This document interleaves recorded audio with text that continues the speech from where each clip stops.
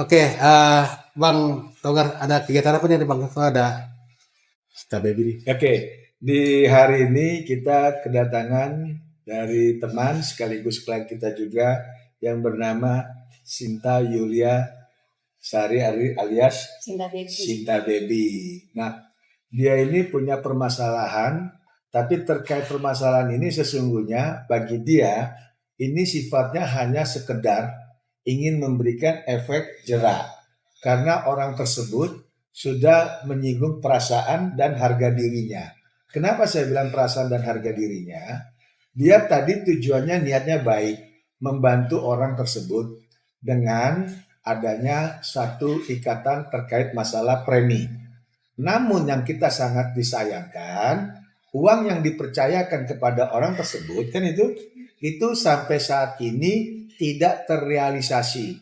Bahkan cenderung orang itu menghindar ataupun malah menutup daripada komunikasi dengan Mbak Devi sendiri.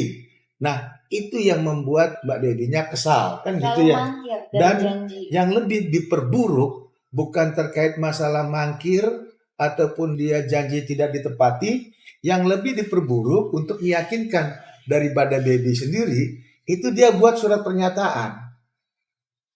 Nah, surat pernyataan ini dia tekan sendiri secara sadar tanggal 25 Februari 2024. Namun yang kita sangat sesalkan, pernyataan sudah dibuat, ya.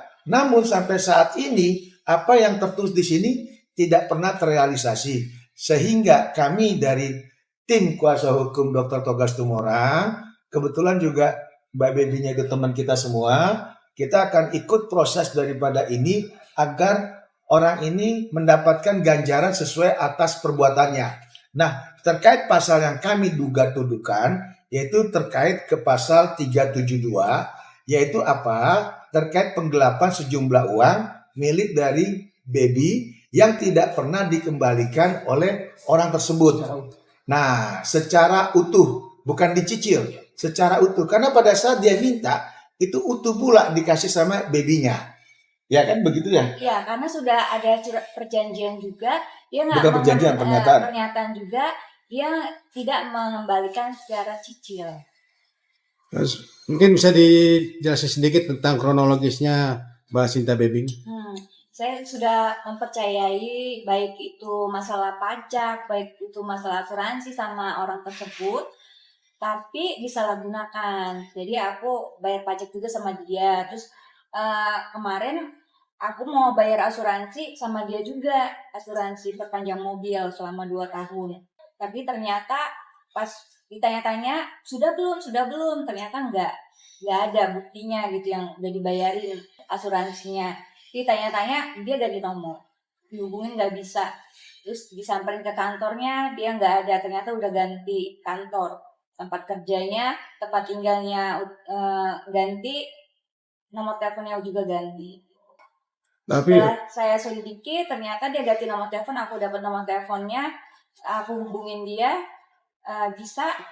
Itu juga aku ajak ketemunya susah, hubungin dia juga susah. Mungkin bisa kita terangin, sementara dia yang memberikan, harusnya kan kewajiban datang dari pihak orang tersebut.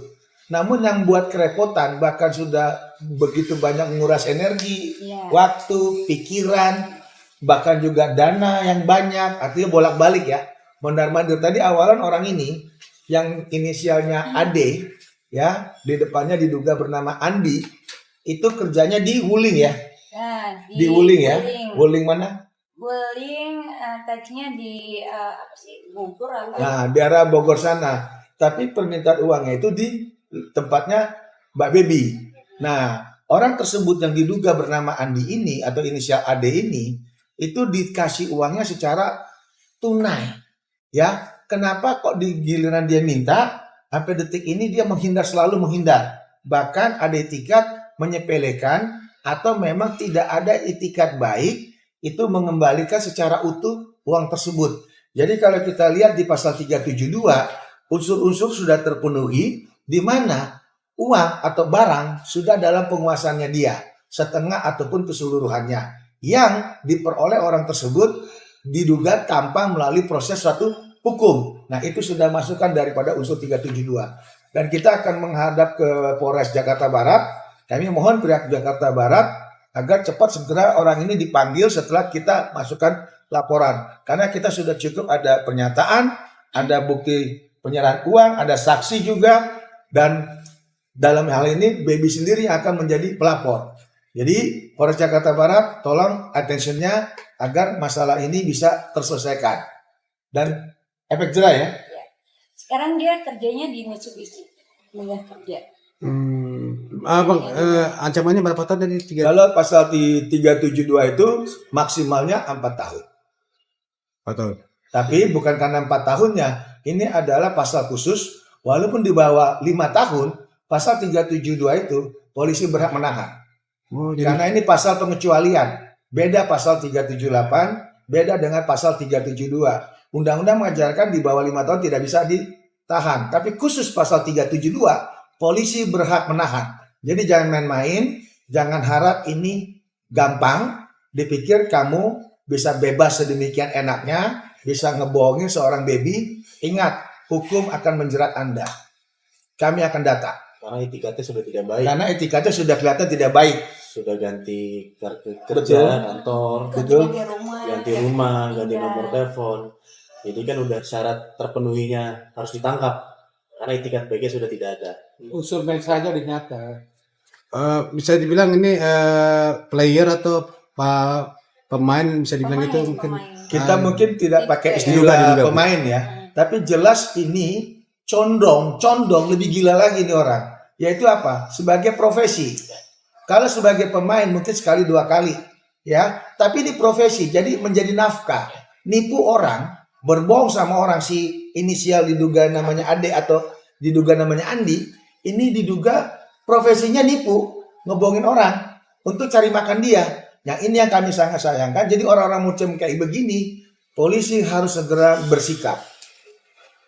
Tapi masih nunggu batas waktu ini nggak? Harusnya ada kelonggaran atau mungkin mediasi? Tidak itu ada. Langsung. Kita udah ada batas waktu dari Iya. kemarin sebelum tahun baru. Aku udah kasih space waktu sampai hari ini aku sudah kesel banget. Jadi aku hubungin Bang Togar dan tim untuk melaporkan orang ini. Sudah diberi peringatan tapi tetap aja menyepelekan. Jadi akan segera melaporkan nih ke Hari Polres ini. Jakarta Barat. Hari ini kita segera melaporkan ke Jakarta Barat dan kita mohon Pak Kasat ataupun Pak Kapolres attention kasus ini bukan masalah nilai tetapi perbuatannya dia diduga sudah merupakan suatu profesi menjadi nafkah. Kalau seseorang nafkahnya untuk mendapatkan uang dengan cara nipu, mohon polisi harus tangkap segera. Jangan main-main. Itu ada korban. Takutnya begitu di belakang baby banyak korban-korban lain dengan modus yang sama. Itu yang kita harapkan.